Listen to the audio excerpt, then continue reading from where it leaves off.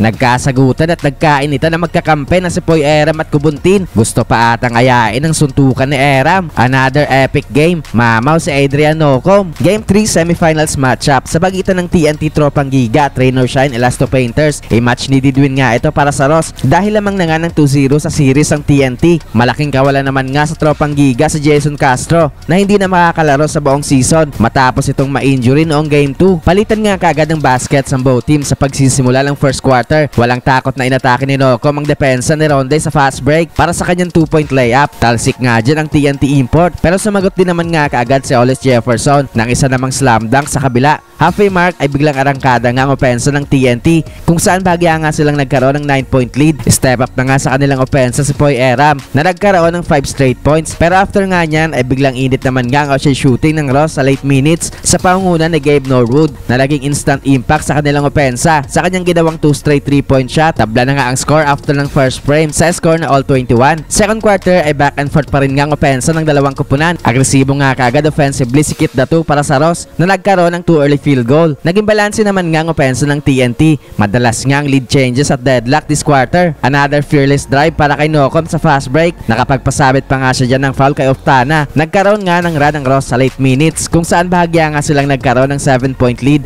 matapos ang basket ni Kellen Chongson sa ilalim. Bigla namang nagparamdam sa opensa ng TNT si Calvin Oftana sa kanyang ginawang 4 straight points. Pero agad nga nagkaroon ng counter ang Rain or Shine. Sa late seconds ay hindi nga nagustuhan ni Eram ang naging no call ng referee. Pinagsisigawan na nga niya ang mga officials at walang tigil ang kanyang pag-complain. Mainit na mainit nga itong ulo ni Eram. Pati ang kanyang teammate na inaawat lang siya ay pinagsisigawan ito at binangga pa. At gusto pa yata itong ayain ng suntukan. Hindi naman nga siya inatrasan ni Kubuntin kung saan nagkakasugutan na nga ang dalawa. Inawat nga kagad sila ng kanilang mga teammates at lately ay nagsorry naman nga si Eram sa kanyang teammate at nadala lang talaga ito sa kanyang emosyon. Natapos ang second quarter na lamang ng 6 points ang Rain or Shine sa score na 49-43. Third quarter ay maganda nga ang simula sa opensa ng Rain or Shine. Naging agresibo nga offensively ang kanilang import na si Deon Thompson na nagkaroon ng 5 straight points. Umabot na nga sa double digit ang kalamangan ng Ross with under 7 minutes matapos ang 3-point shot ni Gian Mamuyak. Hindi nga basta-basta makalapit itong TNT dahil lagi nga nagkakaroon ng counter ang Ross sa kanilang mga baskets. Sa late minutes ay dito na nga nagkaroon ng run ng TNT. Bigla ngang init ang opensa ni Ronde Hollis Jefferson sa kanyang 5 straight points para ibaba sa 2